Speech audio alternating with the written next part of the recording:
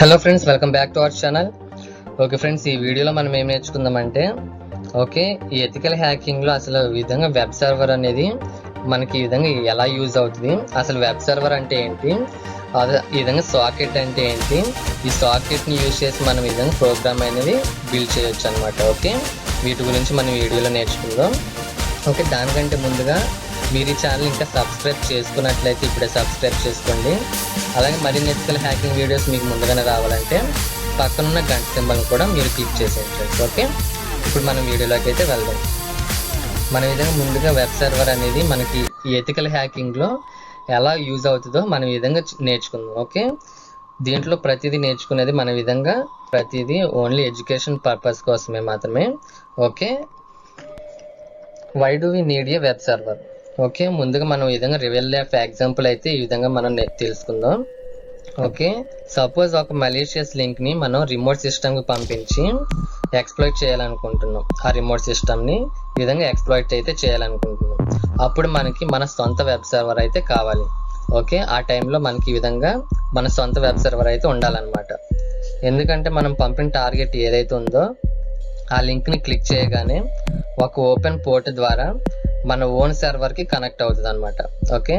అప్పుడు ఆ టార్గెట్ మెషిన్కి మనం సెషన్ అయితే క్రియేట్ చేసాం. ఈ విధంగా ఒకసారి సెషన్ క్రియేట్ అయితే మనం ఆ టార్గెట్ సిస్టంలో మన సొంత సర్వర్ ద్వారా షెల్ని ఉపయోగించి ఎంటర్ అవుతాం అనమాట.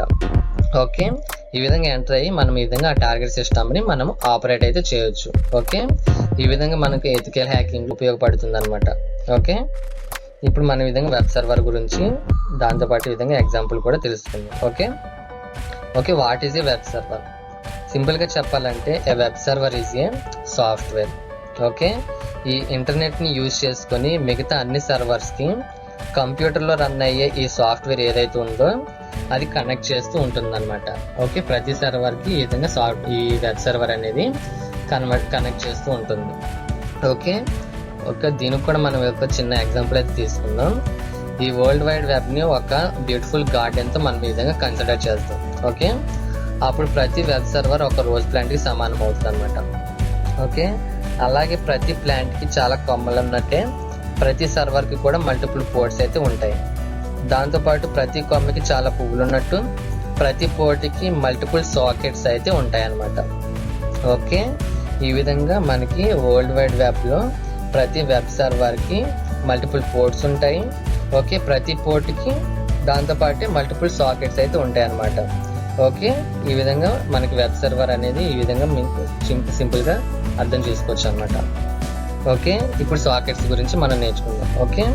ఈ సాకెట్ ఏం చేస్తుందంటే ఈ సాకెట్ అనేది సర్వర్కి డాక్యుమెంట్ లేదా పేజ్ ఆర్ రిసోర్స్ని ప్రొవైడ్ చేస్తూ ఉంటుంది అనమాట. ఒక కంప్యూటర్ నెట్వర్క్లో కొన్ని ఇంటర్నల్ ఎండ్ పాయింట్స్ అయితే ఉంటాయి. అవి ఎందుకంటే ప్రతి నోడ్కి డేటాని సెండ్ చేయడానికి లేదా రిసీవ్ చేసుకోవడానికి యూజ్ అవుతుంది. సాకెట్ ఏదైతే ఉందో ఈ ఎండ్ పాయింట్స్ని రిప్రజెంట్ చేస్తూ ఉంటుంది. బేసిక్గా సాకెట్స్ అనేవి రెండు ప్రాసెస్ మధ్య virtual end points of a communication ఛానల్గా గుర్తించవచ్చు మనం. ఇక్కడ ప్రాసెస్ అంటే ఒక ప్రోగ్రామ్గా చెప్పుకోవచ్చు మనం. ఈ ప్రోగ్రామ్స్ లేదా ప్రాసెస్ అనేవి సేమ్ ఆ డిఫరెంట్ మెషిన్స్లో స్టే చేయొచ్చు అనమాట. దీన్ని మనం సింపుల్గా చెప్పాలంటే నెట్వర్క్ కమ్యూనికేషన్ అంటాం అనమాట. దీన్ని ఈ విధంగా సాకెట్ని మనం ఉపయోగించి ముందు మన విధంగా ప్రోగ్రామ్స్ అయితే చేయొచ్చు. ఈ విధంగా ప్రోగ్రామ్ మన ఓన్ సర్వర్ని అయితే బిల్డ్ చేసుకోవచ్చు అనమాట ఈ సాకెట్స్ యూజ్ చేసి. నెక్స్ట్ వీడియోలో మన విధంగా సాకెట్స్ని యూజ్ చేసి మనం ప్రోగ్రామ్ అయితే నేర్చుకుందాం. ఈ వీడియో మీకు నచ్చినట్లయితే దయచేసి లైక్ చేయండి, షేర్ చేయండి, అలాగే సబ్స్క్రైబ్ కూడా చేసుకోండి ఫ్రెండ్స్. Thank you.